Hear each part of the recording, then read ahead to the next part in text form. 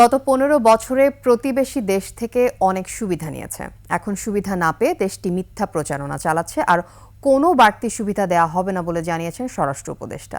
আর এ নিয়ে প্রতিবেশী দেশকে বাড়াবাড়ি না করারও আহ্বান জানান তিনি। শেখ জুয়েলের ক্যামেরায় খুলনা বিভাগীয় প্রতিনিধি মহেন্দ্রনাথ সেনের তথ্যের ডেস্ক রিপোর্ট।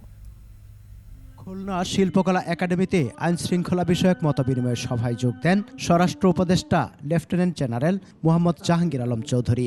বলেন, দেশের বিভিন্ন থানা থেকে অস্ত্র লুট হলেও অভিযানে আশানুরূপ অস্ত্র উদ্ধার সম্ভব হয়নি। এই পরিমাণ অস্ত্র উদ্ধারের আমরা আশা করছিলাম, কিন্তু ওই পরিমাণ অস্ত্র কিন্তু উদ্ধার হয় নাই।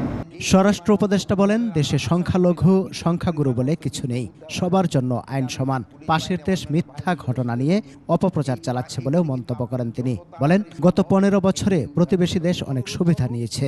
আপনারা সত্যি ঘটনা প্রকাশ করেন, পার্শ্ববর্তী জায়গায় যে অসত্যগুলি যে প্রকাশ করছে এটা কিন্তু ফুটে উঠবে।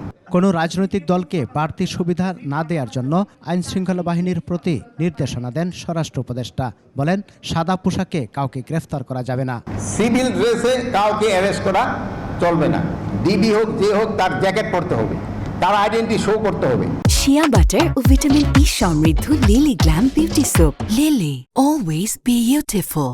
অনুষ্ঠানে সশস্ত্র বাহিনী বিভাগ, খুলনা রেঞ্জ পুলিশ, জেলা police unit, Khulna metropolitan police, RAB, BGB, coastguard, Ansar ও ভিটিপি সহ বিভিন্ন দপ্তরের কর্মকর্তারা কথা বলেন। কোনো নিরপরাধ যেন শাস্তি না পায়, এই দিকে আপনার খেয়াল রাখতে হবে। সমর ইসলাম, ডেস্ক রিপোর্ট, ২১ টেলিভিশন।